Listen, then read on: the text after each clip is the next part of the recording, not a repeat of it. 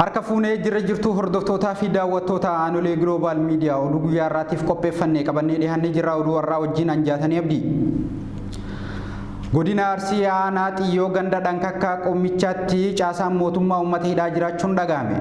Tolchaa Huseen waan qindeeffate qaba.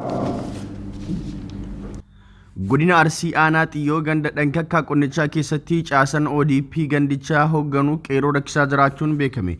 Yeroo ammaa kanatti bulchaan gandaa fi itti gaafatamaan bulchiinsaa fi nageenya gandaa nama maqaan isaa Damsee Mangashaa jedhamu wajjin ta'uudhaan uummata shororkeessaa jiru. Guyyaa sadii dura qeerroowwan mana nama Damsee Mangashaa jedhamu gubdan jechuun bulchaan gandaa hidhataa waliin halkan mana uummata irra deemuun qeerroowwan hedduu hidhaa jiraachuun beekame. Ammas ijoollee umrii isaanii himannaaf hin gahin nama 4 fi manguddoota nama 3 hiisanii kanneen keessaa nama tokko hidhaa waggaa tokko itti murteessanii jiraachuu maddeen keenya ganda dhankakkaa qonnichaa aanolee Global Mediaatti himan. Hoggansi ODP sadarkaa gandaatti jiru mana qeerroowwan gubdee deebisaa ijaaraa jechuun jiraattota ganda dhankakkaa qonnichaa rakkisaa akka jirus beekame. Hoggansi ODP godina Arsii fi magaalaa Asallaa hawaasa Oromoo magaalattii dararaa jiraachuu jiraattonni magaalaa Asallaa dabalanii aanolee Global Mediaatti himan. Bulchiinsi magaalaa Gindir manneen seeraan alaa akka diigamanii fi lafti uummataa saamamtees akka deebituuf tarkaanfii fudhateera. Bulchiinsi magaalaa Gindir manneen seeraan alaa ijaaraman diigsise. Godina Baalee magaalaa Gindiritti lafti uummataa karaa seeraan alaatiin namoota maqaa hoggansaa dhahataniin gurguramaa kan turtee fi manneen seeraan alaa baay'een kan ijaaraman yommuu ta'u, gocha farra malaammaltummaa kana dhaabsisuuf dhiibbaa qeerroo fi hawaasni magaalattii taasiseen bulchiinsi magaalaa Gindir manneen seeraan alaa akka diigamanii fi lafti uummataa saamamtees akka deebitu tarkaanfii fudhatee jira. Tarkaanfii fudhatame kanaanis guyyaa kaleessaa irraa eegalee manneen seeraan alaa ijaaraman hedduun akka diigaman ta'eera. Namoonni maqaa hoggansaatiin daldala lafaa gaggeessaa turanis qoratamanii seeraaf akka dhiyaatan qeerroo fi hawaasni magaalaa Gindir gaafatanii jiru. Koreen teeknikaa daangaa waloo Itoophiyaa fi Keeniyaa walgahii isaa gaggeessaa jira. Gabaasni guutuun akka itti aanutti isin bira ga'a. Koreen teeknikaa daangaa waloo Itoophiyaa fi Keeniyaa walgahii isaa gaggeessaa jira. Walgahiin kunis kaleessa caamsaa 5 irraa eegalee hanga caamsaa 9 2011tti magaalaa Mombaasaatti kan taa'amudha.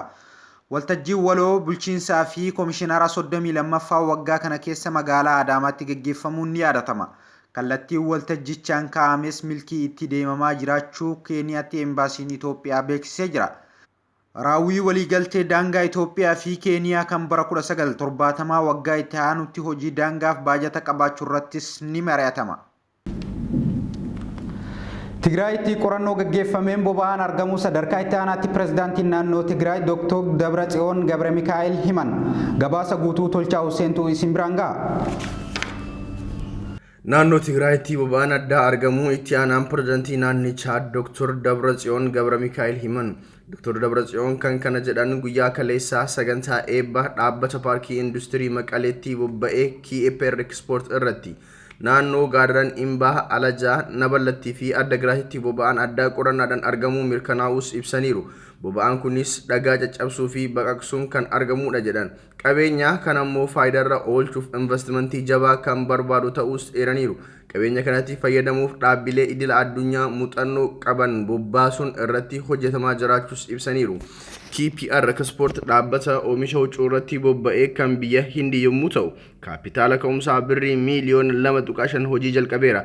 Amma ammaatti marsaa lamaan huccuu 200,000 ol biyya alaatti ergeera. Dhaabbatichi dargaggoota 700 carraa hojiis uumeera jedhan. Somaaliyaatti namoota shamarran gudeeduun ajjeesan irratti murtiin du'aa dabreera. Manni murtii Somaaliyaa namoota 8 dirqisiisanii gudeeduu fi ajjechaa dubra waggaa 12 irratti hirmaatan irratti adabbii du'aa murteesse.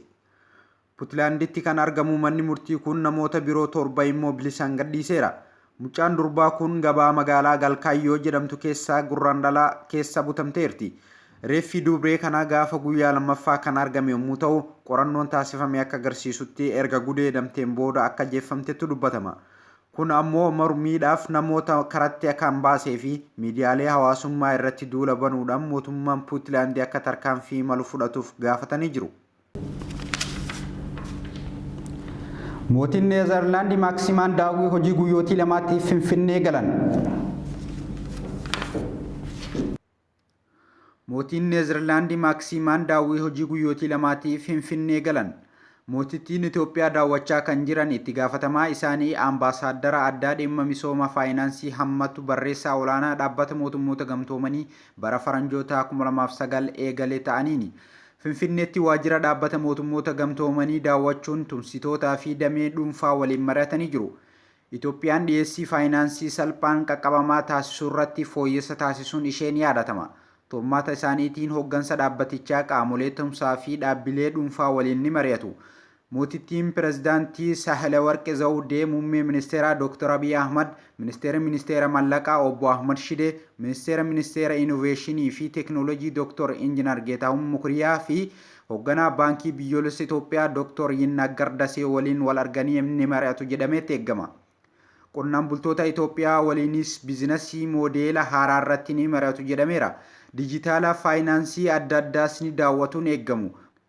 Mootittiin bara faranjoota 2013tti itti gaafatamaa dhaabbatichaan qabaniin Itoophiyaa kan daawwatan yommuu ta'u, fooramii diinagdee addunyaa Daavoositti gaggeeffame irratti muummee ministeeraa Dr. Abiy Ahmad wajjin wal arganii mari'atanii jiru.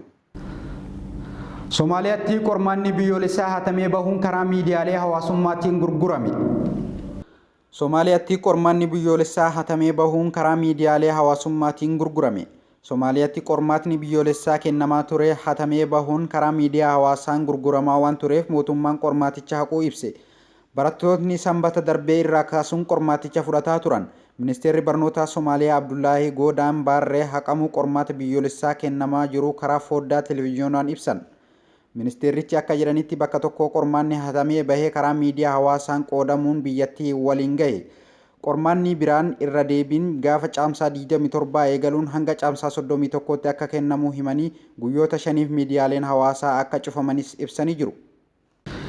Egaan daawwattootaa fi kabajamtoota dhaggeeffattoota keenya oduun guyyaa har'aatiif qindeeffanne kan hanga ammaa daawwataa turtanidha. Sagantaa itti aanuun hanga walitti deebinutti nagaan nuuf jiraadha.